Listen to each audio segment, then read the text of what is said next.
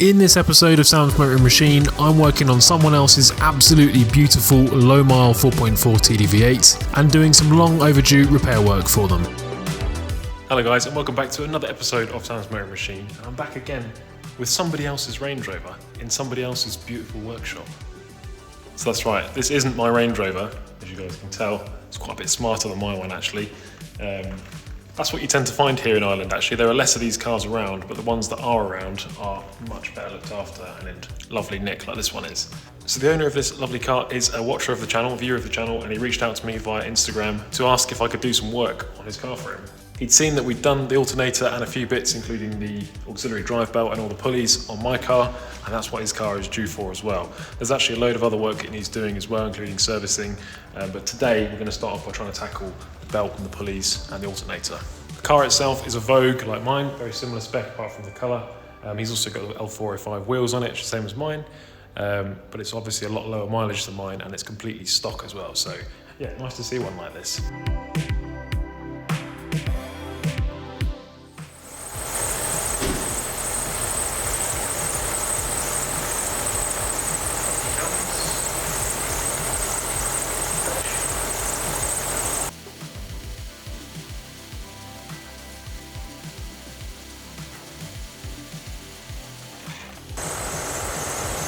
A little bit slow to rise.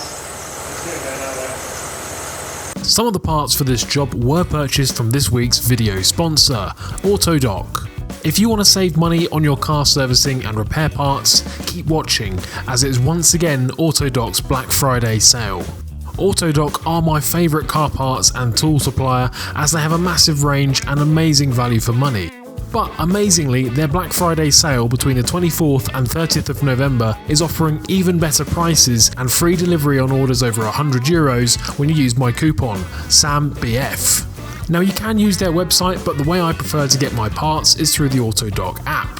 In this one app you have access to over 4 million parts from 800 brands at amazing prices. All you have to do is enter your registration number and it will only show you parts and accessories to suit your specific car. You can get the app using the link in the description below.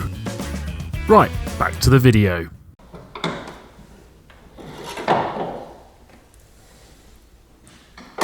Sounds a bit more light.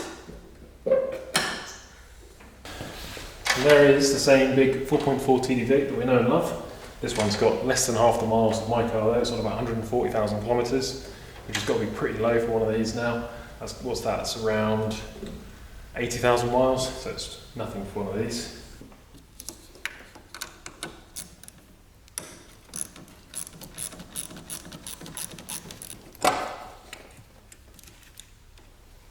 Okay, that's the battery off.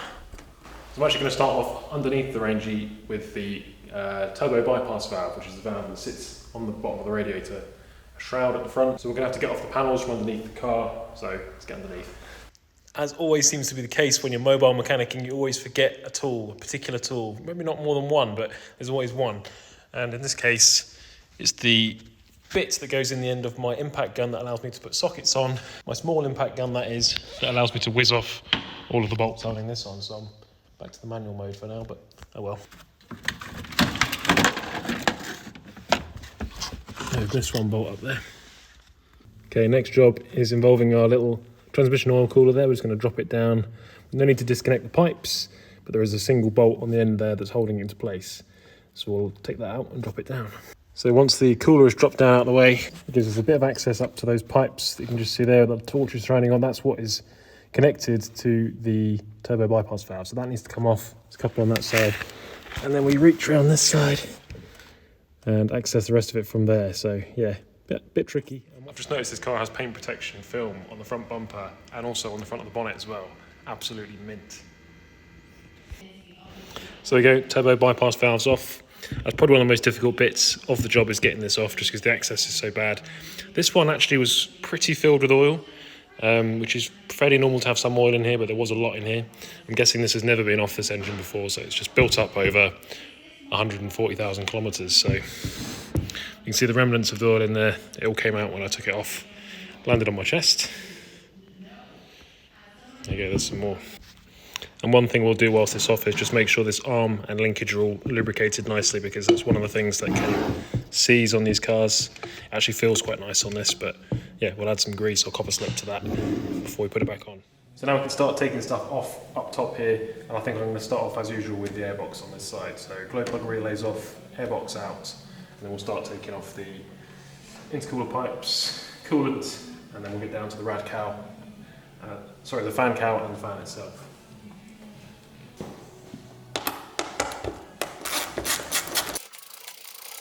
It's interesting. There's a cable tie holding the MAF sensor in place there. 2 cable ties. That's some good cable tie engineering there.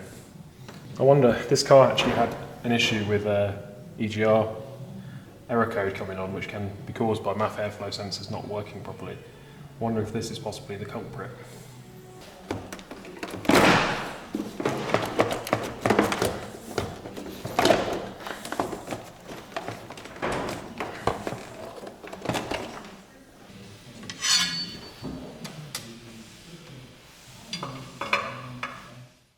Time for a little tea break.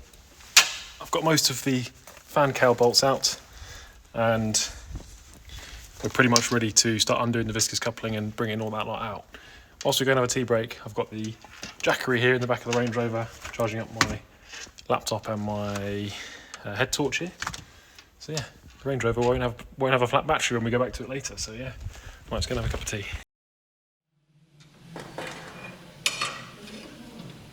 I suppose the cells tightens in as well. Yeah. Oh, yeah. Too bad. It's hard to do that without the tool. Oh, it's awful, yeah. To get them made up, yeah. These are just off the shelf. Oh, yeah, I can buy them, yeah. They're the same for all TDV6s and TDV8s. All right.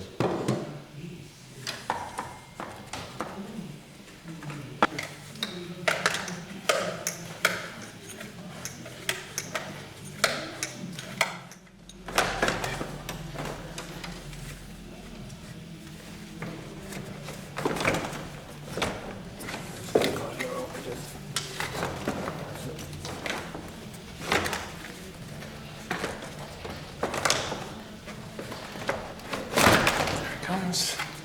Just move your hands in case it.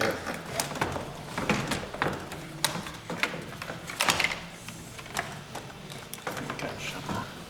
What's that lid?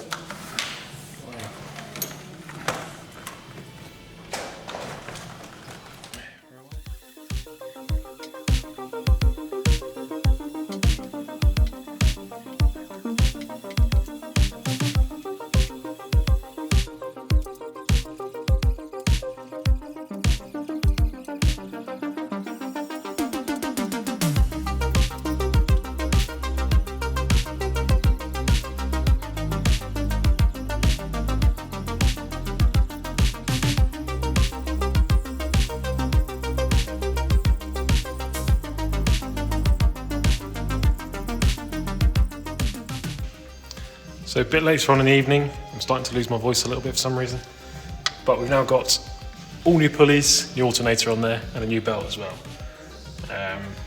Just started putting everything back together again, a few coolant pipes going back in, and then we're nearly ready to drop the fan and the cowling back in again as well, so we're getting there.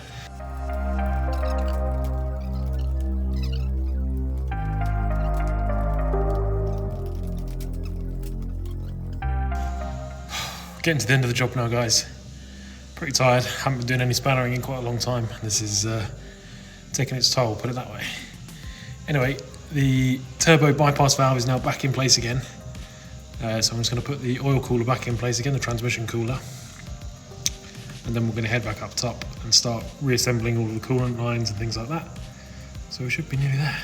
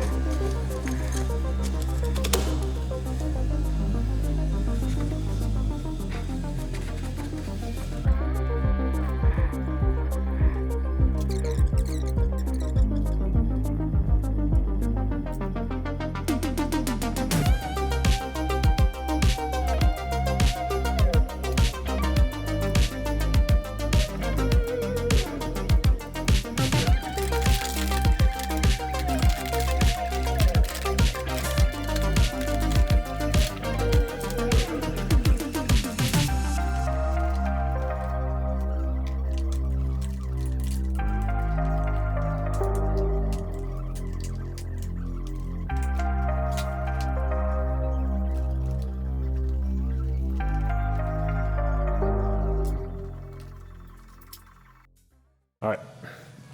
Yep.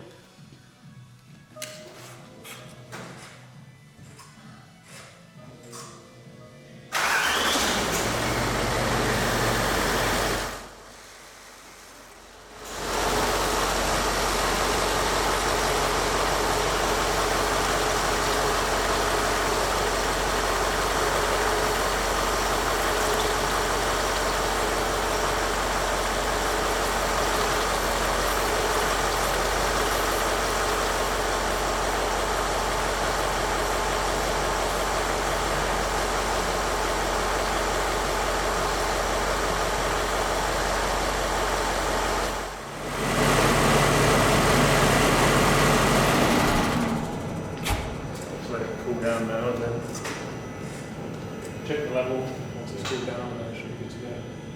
Is that the diesel leader? Must have got cold, is it? Doesn't feel cold. It's cold out now, yeah. See your breath now, yeah? Yeah. I said it's only 4 or 5 degrees out now. Yeah. Right, I'll throw the covers on underneath. Yeah. Oh, been recording all of that.